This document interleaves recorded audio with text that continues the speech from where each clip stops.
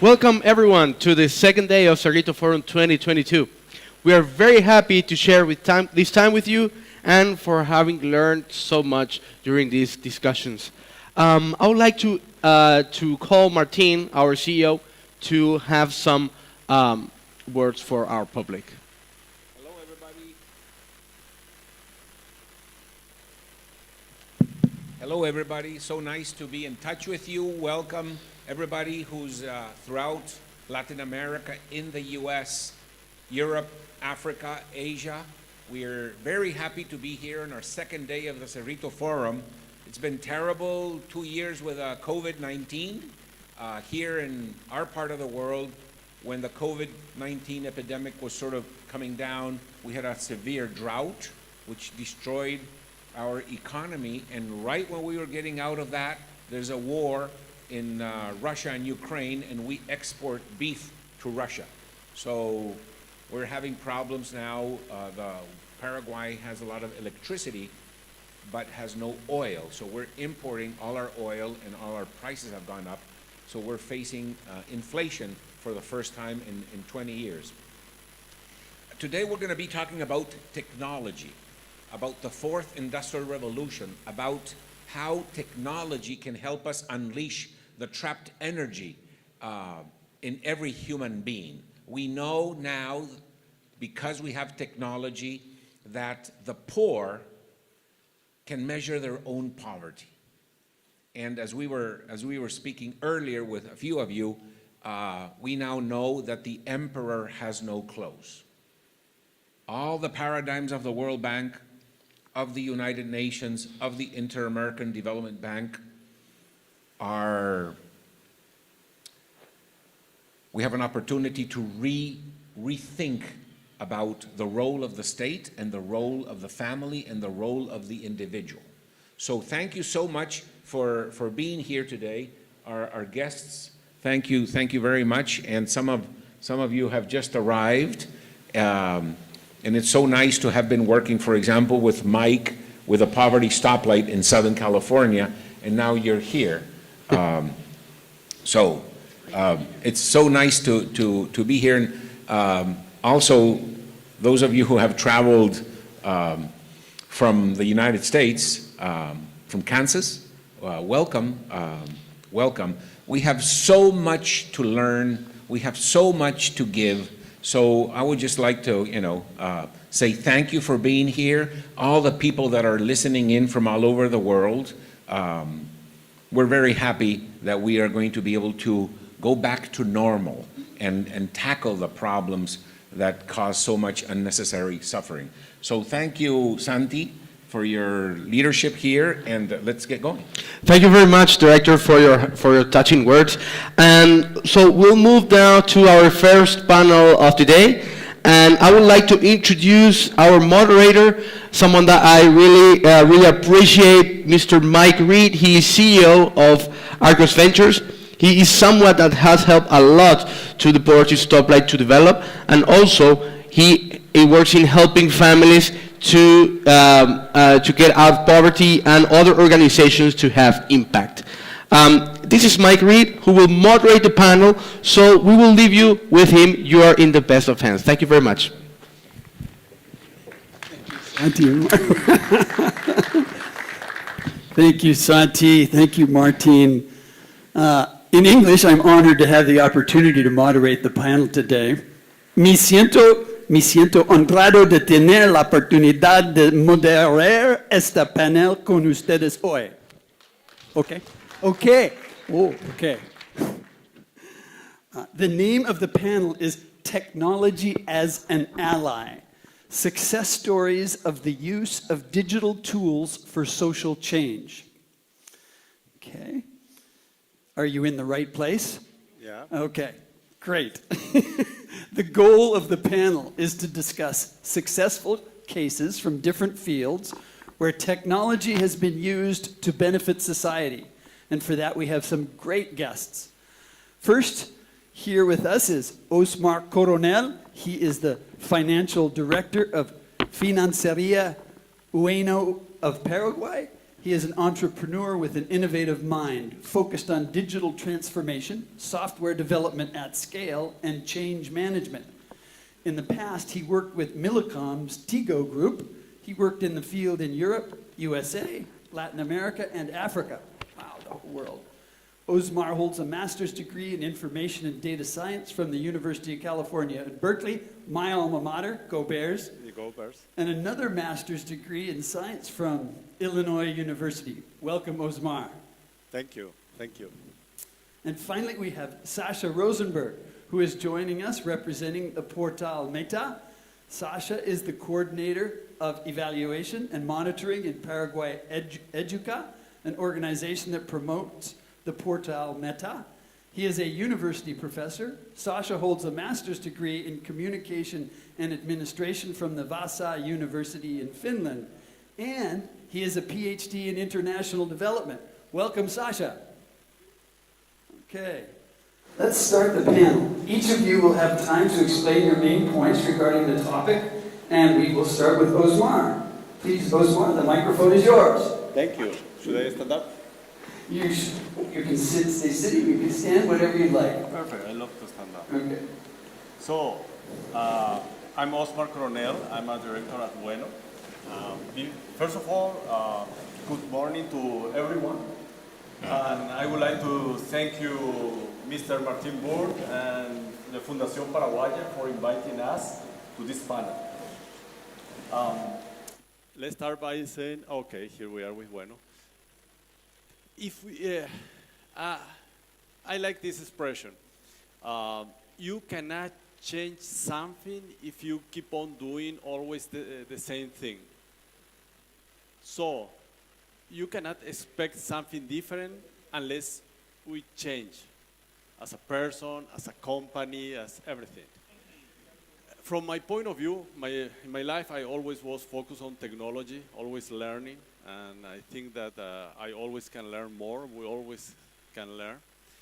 I personally believe that the only way to make a change in my sector today is the banking. The only way to change the way we work is to commit 100% to a digital transformation. That's the way to change today. And I'm going to tell a story about and some results about Bueno, which is my experience here in Paraguay. Let's start by saying the following. According to statistics in Latin America and Caribbean, around 1 out of 2 people don't have access to a bank account. Maybe a little bit optimistic. In our case, here in Paraguay, 7 out of 10 people don't have access to a bank account. And some friends of mine, they claim that I'm a little bit optimistic, in the optimistic side. That could be even, there could be more people without access to a bank account. So the only way to allow more people to get into the financial system, to stop being an underbank or unbank in this world, is through digitalization.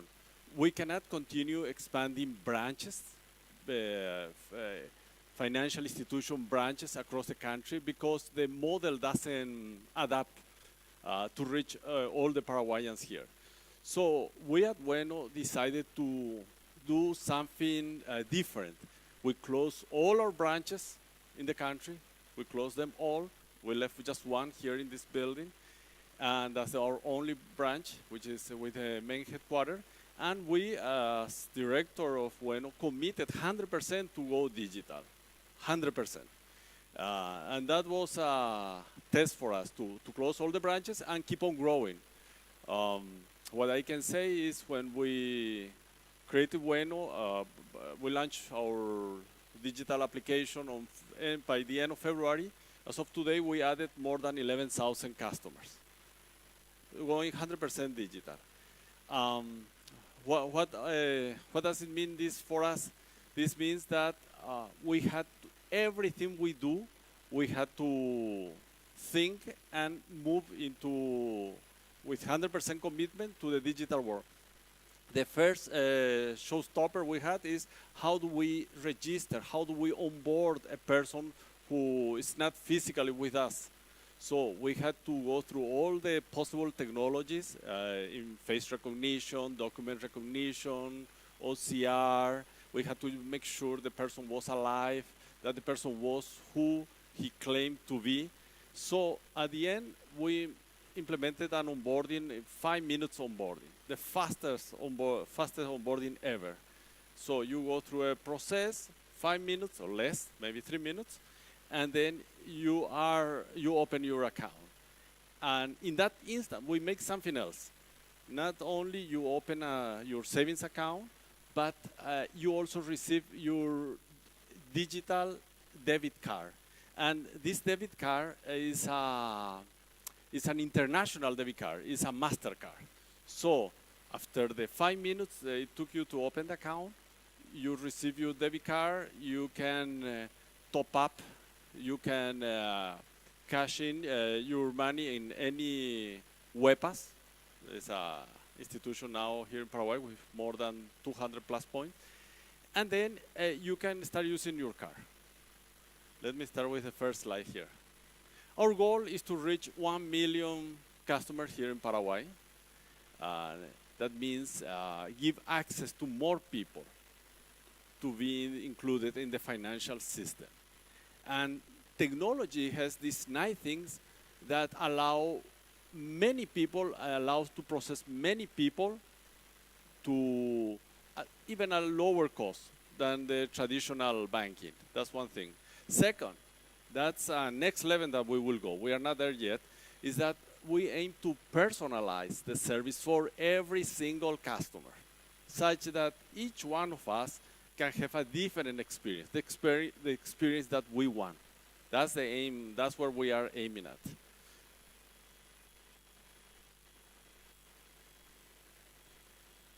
Okay, as institution, the first goal for our institution was to make sure we strengthen our institution. It was an institutional strengthening. That was our first goal, which we focused and finished that.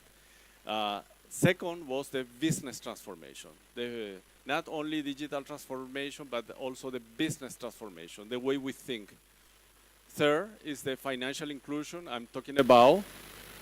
Also, that financial inclusion carries a cultural transformation because we need to teach, we need to show the people how it works. And at the end is the customer experience, last but not least.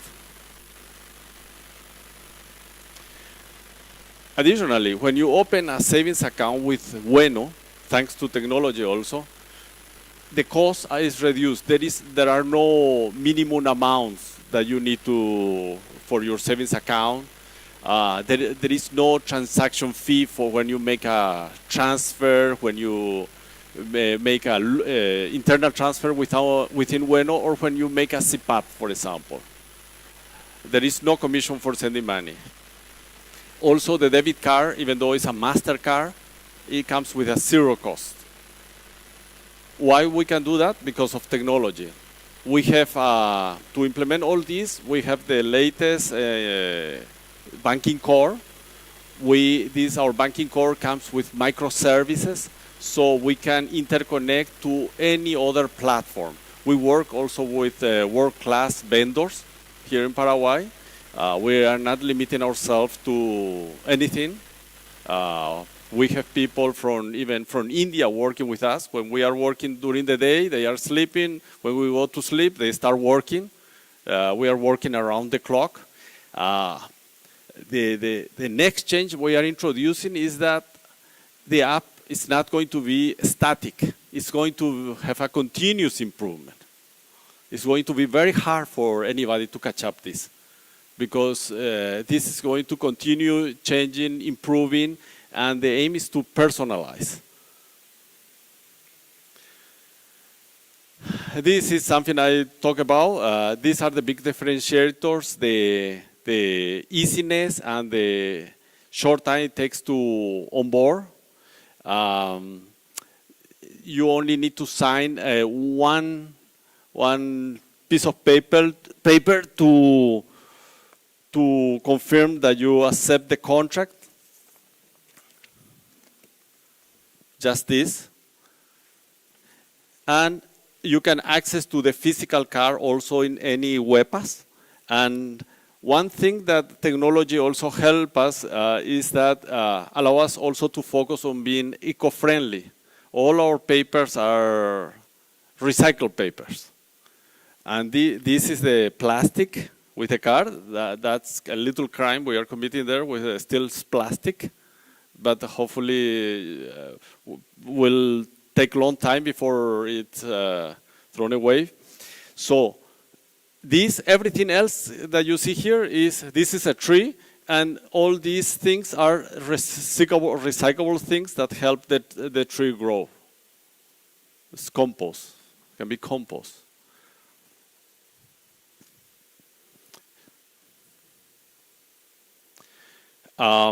We are shifting toward being the most ecological digital institution here in Paraguay.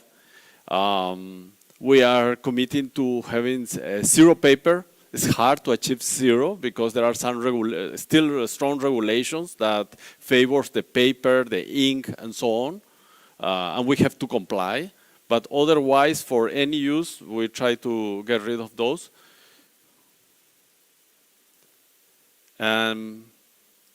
If you have any question? Thank you. Osman, that was fantastic. I think we're going to have some questions after Sasha speaks. But, Okay. I have lots of questions for you. So finally we have Sasha. Go ahead, Sasha. Take it away. Does it work? Maybe I shouldn't have kept my chin so low. Okay, so thank you, Mike. If the audience doesn't mind, I would like to stay in my seat, right? Thank you. It's just, I feel a lot more comfortable sitting than, although I do it all day, every day, but still. Okay, so here it is.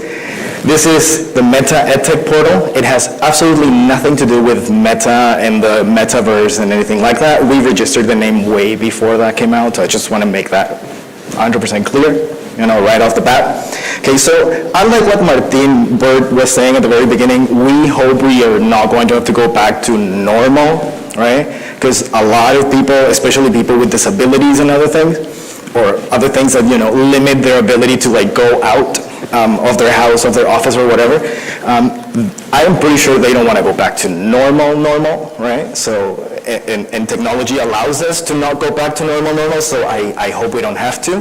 So let's start there. So what is the Meta EdTech portal? Meta is an EdTech portal, as the name implies. It's being developed with kind support from Dubai Cares, from the United Arab Emirates, yes? And it's basically Paraguay's first locally made EdTech portal, all right? There are other solutions, but ours is the very first one that's being made here entirely from scratch. And one of the things that we take pride in is that, as Osmar was saying here, our platform keeps adapting. So this is basically the third or fourth iteration in 2.5 years. And the reason it keeps changing is that we keep talking to our users. And who are our users? Teachers and students. We aim to reach 9,000 teachers, of which we have reached so far maybe 4,500. And we're going to launch the student module this year. We're supposed to reach 50,000 students by the end of 2024. And so we keep talking to our users. And when we went out in the field for the first time, this was 2020, after the lockdown ended, one of the first things that teachers told us was, this is the first time anybody has asked me what I want. This is the first time anybody's asked me, is this how you use your resources? Is this how you want a course? Is this what you want a course to look like? Is this the content you need? And so we got that feedback right off the bat after the lockdown ended 2020, around that time. Yes, so what do we offer in Meta? And as I was saying now, teachers told us, this is what we want. So what did we show them? Resources for in-class use, but also courses for professional development. And as Martin was saying at the beginning, we're also in the middle of the fourth industrial revolution.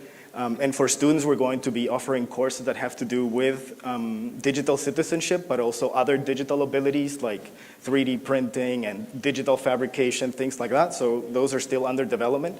And in order to better fulfill the needs of our users, we have also devised a learning path. So all of these abilities that we want to show teachers, and we hope they will acquire them, they are part of a sequence we have thought through, right? So there's a logic to the sequence that is partly already in the portal. And the very first one, that's a complete 100-hour teacher training course, is the one right there on screen right now, right? But basically, what do we want to get at the end? And this is something that's a little bit different from what a financial organization would do. It's like, what we want to know at the end is, what do students and teachers do with the skills that they acquire by taking courses on the platform? So it's not just about how many students we reach, or how many teachers we reach, or how many courses they take, or how many register in the platform. A big question in education is always, what do you do with this afterwards? And right now here, even here in Paraguay, we now have the accreditation process going on in higher education, which is a process where an authority and a central organization goes and they look at what students are able to do. And one of those things they do as part of the accreditation process is go to employers. And they go like, okay, so how many graduates from this university do you have, and how well are they performing? And so we apply the same logic in the courses that we develop. So what are you able to do with what you learn here? And that, we do that, so the term that we use to convey that idea is appropriation. So are you able to appropriate the knowledge that we are presenting you with here in these courses, right? So everything we do, the courses we offer and everything, the whole point is that students and teachers will be able to appropriate that knowledge, make it their own, and then, especially for teachers now, but then for students later on too, it's like, what elements of what you have learned here do you understand? Which ones can you change? And what would you do different next time? So we give you this knowledge, modify it. Like, how would you like to modify? What would you like to make with this? What would you like to do with this? And that is basically, that's our approach. So we offer resources and courses. The whole point is that they'll be able to appropriate it, and the portal changes with our users. And I think that's good enough an introduction about Meta, so I think I can answer questions, and I can I don't know, give you more information as people ask questions, or Fantastic. Yeah, Sasha, that was excellent. We have learned a lot today, and it was, but we have some questions that have been coming in from social media. And if you have a question here in the studio, please raise your hand, and the mic will go to you. So do we have questions from social media that, Claudia, I think you wanted to read out?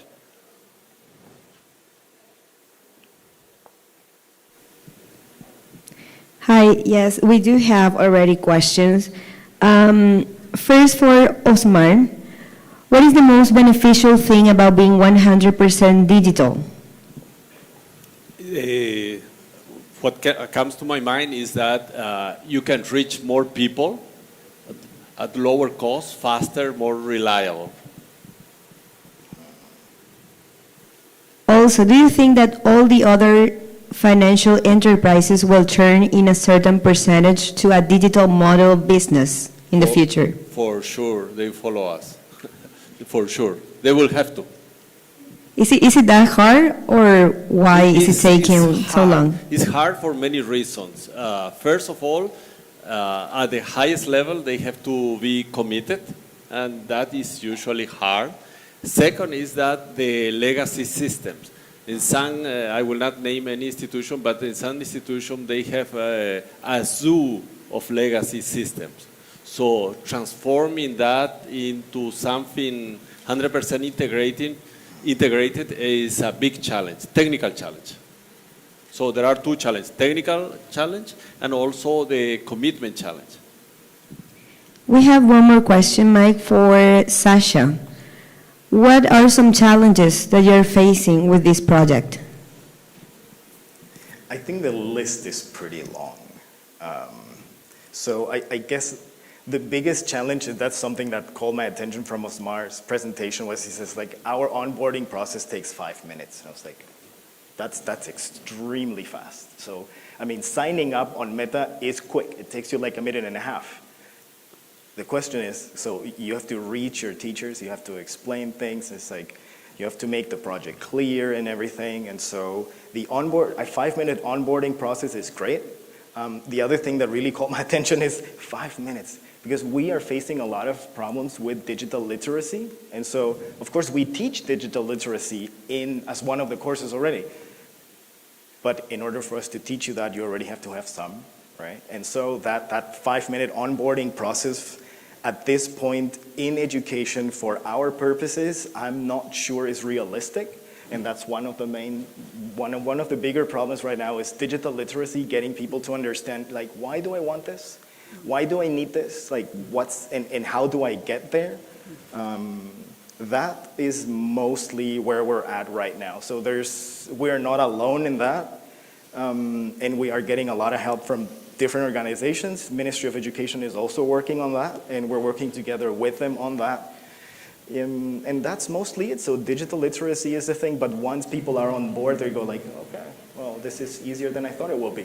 Right? And so then, and for this one course that we launched now, we had 1,400 registrations in a matter of 2 days. And so, as I said, once the ball gets rolling, it just doesn't seem to stop. Yeah. But that's the bigger problem right now. It's just digital literacy, like very basic digital literacy. Yeah. How this can make me a better teacher.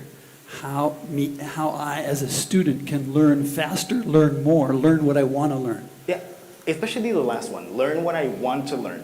And that's something we have to work on with teachers too, because there's a core curriculum. And it's like, why do I have to deviate from it? Like, why do I need to learn anything other than what's in the curriculum? And then we have to go like, there's this whole world out there. There are all of these other things that you could be learning about that can improve your practice. But not only your practice, you can become a better person by learning this. You can be, more knowledgeable about things you don't have to teach in class. It's not just about your job. It's maybe about other things you're interested in. But yeah, That's fascinating. We do have more questions. Mike, here's Victorino with questions.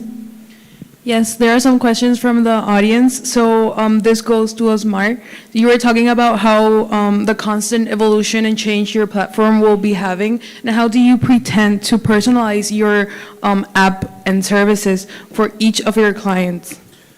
Yes, it's a good question. There are many ways that I see personalization for each one of the customers. First of all, we are going to introduce a new version of the app with the concept of widgets that will allow the people to configure what they want to see. It's not going to be a static app, but a more dynamic, configured by each of the customer. Now, the next level, which we are still far, but we will reach that, is using what is called collaborative filters that allows you to predict the type of product that you might want without even you knowing what you want.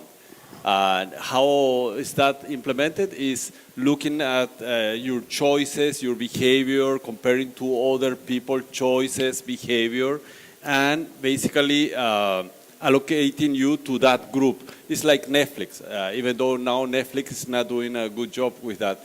Once you watch some movies, then Netflix suggests certain other movies. That's a known technology that we eventually will apply also to our system. Thank you very much. And this is another question that goes for both of the speakers. So from your perspective or experience, which steps should we take, or how can Paraguay adapt, or which good practices can you recommend for us to go further with the digitalization processes? Can I start? Yeah. I think what Osmar is saying is already, the right thing to do. It's like personalization is one thing, and I'm going to insist on the whole appropriation thing, right? And that goes just for students and teachers, but also for people who develop apps. Technology in general in Paraguay, try to appropriate all of the elements you're working with. And that means not just the technology and all, just don't try and deploy one solution and go like, here it is, I've solved all your problems, because you have no idea what all your customers' problems are. And so try to disaggregate everything. They tell you, try to disaggregate all the problems you see, all of the elements that make up your technology, and ask yourself, how can I change this to better adapt to what's coming up, right? And that's what I like about the whole widget thing, although it's a, I don't want to say shallower, because it's not. It's a simpler way of disaggregating things, because you have an app and there's all these functions, but I don't need all these functions. And what he's doing is like, okay, so make a widget, you know, take all the things you need from our app, arrange them the way you want, and there you go. Now it's your app, right? And so that process of appropriating, so there's these elements, why do they have to be in this sequence? They don't have to be, right? And so that's kind of the idea with Go with Meta too. When we ask teachers, it's like, what do you want? And then we're just like, it doesn't have to be this way. Tell us what you want, we'll change it, we'll adapt it to you. And so we don't think of this as one solution, and I think that's what everybody can do when they work with technology. Technology it gives you that freedom. Like, take those elements and just rearrange them however you need them to be, in what order you need them to be, just do that. Disaggregate, just don't go with one set solution. See what elements make up that solution, and just pick them apart, you know? And then ask yourself, does this solve the problem? And if it does, great. And if not, then keep disaggregating until you properly appropriate, and you let your customers appropriate it too. Because if you do it and you have a great app, as Osmar was saying, in time, the needs will change. And so if the needs change, you need to keep picking things apart and rearranging them for them to do. So that's what I would tell everybody who's getting into this business. Keep disaggregating, yeah. I would like to comment something on that question. I'm totally convinced that in order to change our Paraguay, to change our country, the first step is education. That's the first step. And second is innovation. And then comes other few steps. But I was reading a new book about how empires are created. They are all created with education first, innovation, and then comes all the rest. For all the empires. That will work also for a country, how to improve. Thank you very much for your contributions, Mr. Omar. Thank you, Sasha. So now we're going to hand on the mic to some participants, and they have questions. Thank you. Thank you both for your presentations. I have a three-part question for Osmar. Is it safe to assume that a smartphone is a requirement in order to use your... Yes, Okay. it is a requirement. Okay. But nowadays, people in the world access internet through a smartphone first, Right. not a computer Right. or tablet. Right. And then what percentage of your users are rural versus urban? I cannot tell you exactly, but most of our customer now comes from where we are promoting. That means we are only promoting with digital billboards. We are not using any physical. You will not find Bueno painted in any wall or anything. Everything is digital. And those are the areas where our customers come from. We are opening Center of Experience. You can visit here in the first floor. We have a Center of Experience, not a branch, a Center of Experience. And we are opening one in Ciudad del Este and another in Encarnacion also, across the country. And our partner WEPA is opening, it already has 200 plus locations where our customer or future customer can go access all our services there in their location. And then, as an organization, we are very interested in direct cash transfers. That's our primary model of we work for a nonprofit called Unbound. And so my question was, does your organization, your company, currently work with any government or non-government organizations for direct cash transfers to a fintech-based model? We used to work with Western Union. Now that's moved to WEPA. Okay. WEPA is the one managing the international wire transfer And through they through Western Union. And they work all over Latin America? Yes. Okay. Yes. How do They you work. spell that? Western Union. Oh, no. The WEPA. WEPA. Okay. Okay. Thank you. Those are my questions. Yeah, you can reach me later to contact them.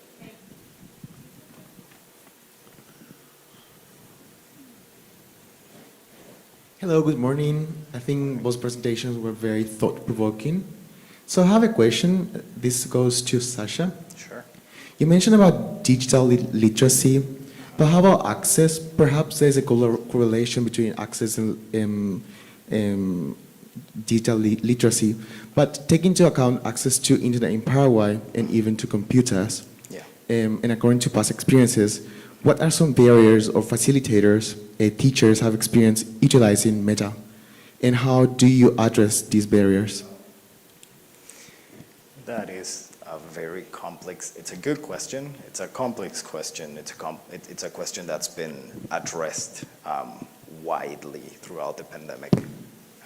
There isn't a single answer, so what are the barriers? I think you already answered the question while you were asking it, because as you're saying, so access is one thing, but even with teachers and students who have access, digital literacy is the next step. And one of those things, and this is also part of his field, right? Part of digital literacy is digital citizenship, right? So it's not just, for a lot of teachers have access, a lot of students have access, but they don't know all the possibilities that are out there, right? And if they do, they don't know what the consequences of using those are. And I don't mean just negative ones. There's positive ones, negative ones, consequences, like whatever happens after you use something, right? And so that's another angle, another problem with this whole thing. Like a lot of times, our users just use apps. They don't know what it means. They don't know what they're exposing themselves to. Or they don't know what's out there, right? Directly what they can benefit from or how. Those are the main barriers, and how we address that, and that's something that we can't have this 5-minute onboarding thing. And during 2020, 2021, a little bit less during 2021, but now again during 2022, we have what we call in Spanish territorial experiences. So we visit schools, and although it wasn't a question for me, I can say 75% of our users are female and mobile. Right? So teachers and students, so far 75% female and mobile, and from the countryside, right? But that might be explained by the fact that we do our territorial experiences, so our in-person visits to schools and other things. We go there and we go to rural areas exactly to see what the biggest problems are in the most affected areas, right? And so there, in addition to just access, in addition to just digital citizenship, there's also the problem of bandwidth. So you might have access, but it's not constant, or it might not be very fast. And so we adapt all of the materials. So if we have videos on the platform, we change the codecs we use so that our videos can be small but still look good, for example. And these are such small details you go like, yeah, that can't make a difference. It makes an enormous difference. Like for the rest of us here in the capital city, you have 120 megs at home. It's, 200, even a 5 gigabit video is like, 4K streaming, fine. Yeah, no, that's not a reality anybody can overcome. That's not an obstacle somebody can overcome in the countryside. And so we go there and we look at all these little things and we work on them to give them the best possible experience at the lowest possible bandwidth. So yeah, I would say those two big things, digital literacy, one, after access, right? It's digital literacy, but then it's also how accessible our platform is for them. But we can't have 5-minute onboarding processes because we have to visit teachers. We have to be there. It's like if they're not using the internet or if they're barely using it for like learning themselves, then they're probably not going to come on board. They're not going to care until we go there. We show them, it's like, I didn't know this was possible. And in a lot of cases, the answer is, I didn't know this was a thing. And so, have I answered your question? Yeah? Thanks. So we have another question from Yesenia. She's interested in knowing if Meta only is focused more for teachers and educational institutions, or could we use it in our organization in order to teach our coworkers, or maybe use the resources for them? Well, the project is very specifically focused now on students and teachers.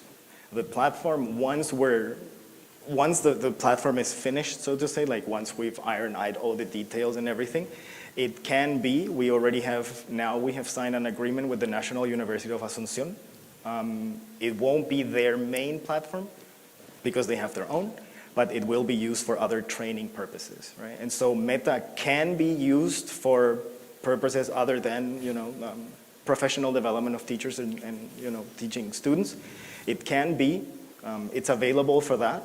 But our resources so far, because we have a donor, our focus right now is teachers and students. So it can be used. The platform is ready for that. And it has content management systems, so CMS, and learning management system, LMS. And then we have also what we call learning communities. So it's basically an exchange, a separate exchange platform that you access through Meta as well. And you can use that for internal communication as well. So it is possible. Right now our focus is students and teachers though, yeah. Mike, we have a couple of more questions from social media. Okay. This is for Osmar. Can you measure the reduction in the negative environmental impact compared to other banks and non-digital options? Yes, we should be able. We are still not doing that, but that's another step that we need to start measuring. What I can tell you for sure is that yes, we don't use paper. Our organization usually don't travel much, so we don't burn fuel traveling. Our contractors from the very beginning were working from their places, from their home, from their companies. They never had to travel here, maybe except one case. Yes, people are not traveling basically to build Bueno. Yes, all the paper are recyclable paper. And you can visit our Center of Experience where you will see that the experience is being in a forest. The trees are natural and everything is recycled basically. That's one thing. Well, basically we are pushing very much forward that, but we are not measuring our carbon emission or anything like that yet.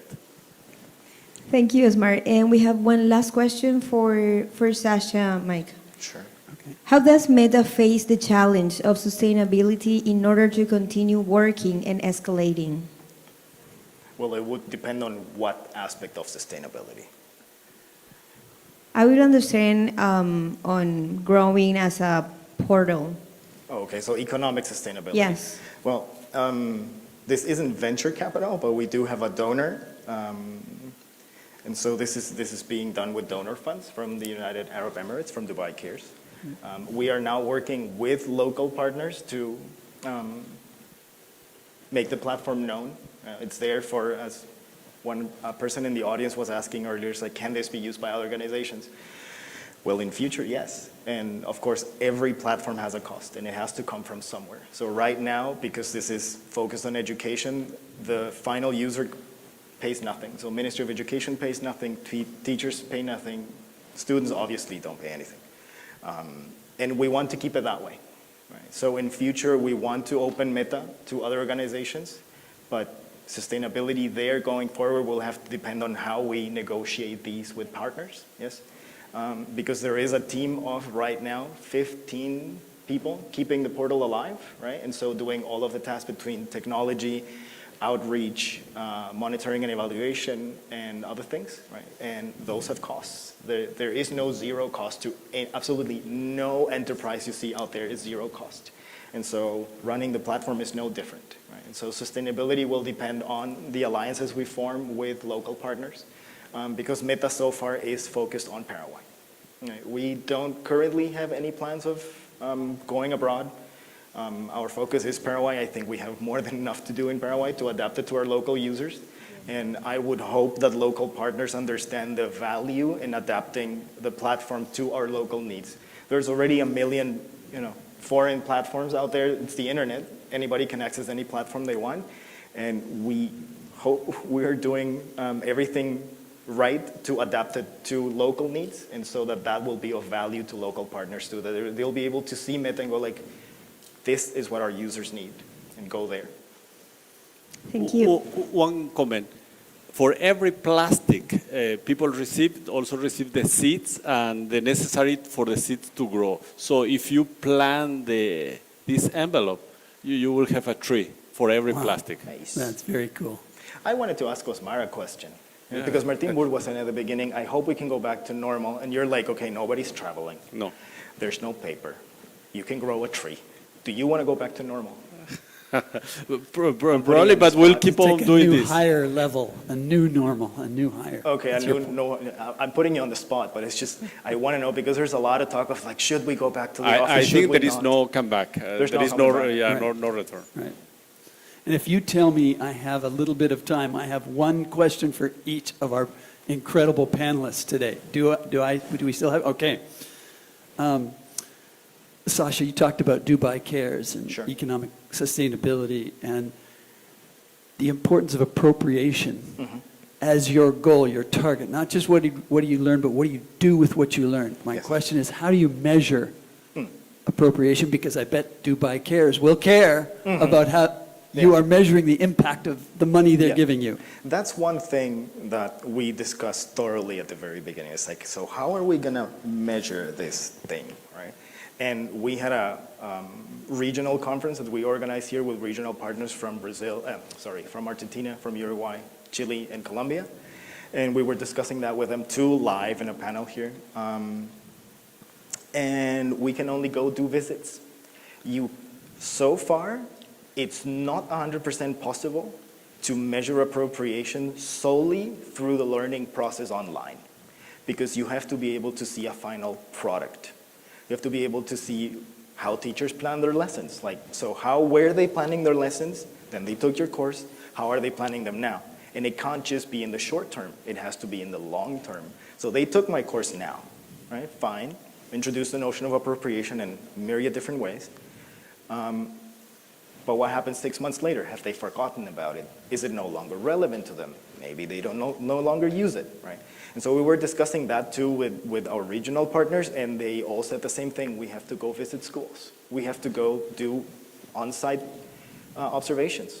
You have to keep track of that. It can't solely be done online.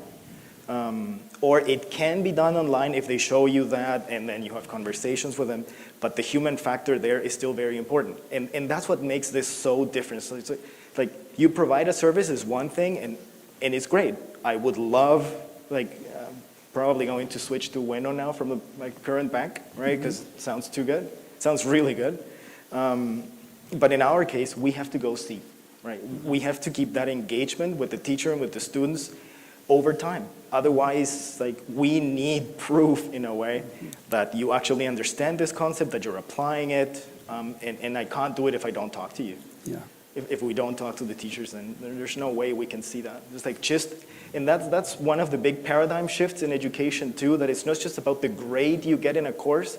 It's like maybe you got a 3, maybe you got a 2, like say you got a C or a C minus, right? But what if 6 months down the line, everything clicks and you go like, this is what this means. So this is how I can use it. And then you do something really cool with it. It's like, did you really deserve a C? Yeah, maybe in that test, but not out in life you didn't. Right. And so maybe in life you got an A. Yeah. And that's what we want to see. Yeah. Right? And so what we can measure right now is a certain level of acquisition. So we aim for a certain level of cognitive engagement, right? Yep. But we can only do so far. Right. After that, we have to go see. Yeah. That's a great answer. I've got lots more to talk to you on that topic afterwards, but Sure. Osmar, you stated some fascinating statistics. 1 in 2 don't have bank accounts in Latin America. 7 out of 10 don't have bank accounts in Paraguay. Some of the research talks about the lack of trust in the context of financial inclusion. And how are you, in your pretty darn impressive growth, going to address the lack of trust? I'm afraid if it's a financial services company, I'm afraid because perhaps I come from a rural region or even in the city. It's a bank, it's a financial service. I can't talk to a human, How are you going to address this trust issue too? First of all, as you said, there are many reasons why people don't open a bank account. One is sometimes people say, I don't have money, too expensive, too complex. Those are the issues we want to address.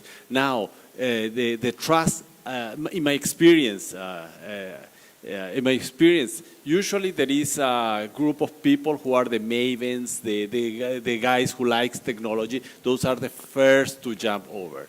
Then comes the second group, the brokers, the guys who they saw the mavens, so now I also want to try and continue. And then you have the laggards, the guys who oppose to technology. I don't want technology. I don't trust institution.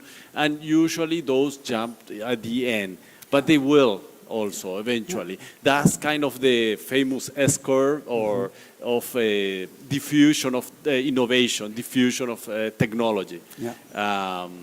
Yes, I try personally whenever I find somebody, whoever works in the garden, whoever, I always testing.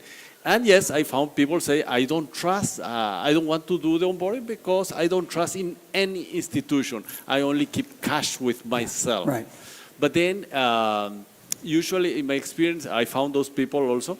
And when they see other persons similar to them are start to use, then they jump also on board. But it will take some time. Yeah, yeah. Excellent. Well, It's thank like you. using a mobile phone. Yeah, right. Thank you both so much. You know, we've learned a lot today. It was really, really a pleasure to host this part of the Cerrito Forum and to be here. Santiago has a few indications for us before we close this part. Santiago Fiorio. Thank you very much, Mike. And for the next part, we will have an activity that's called collaborative tables. As you can see behind us, we have two spaces. One will be in Spanish and one will be in English. And Karina will lead the table in Spanish, and the English table will be led by me. Please then take some water or some coffee and take your place in the tables.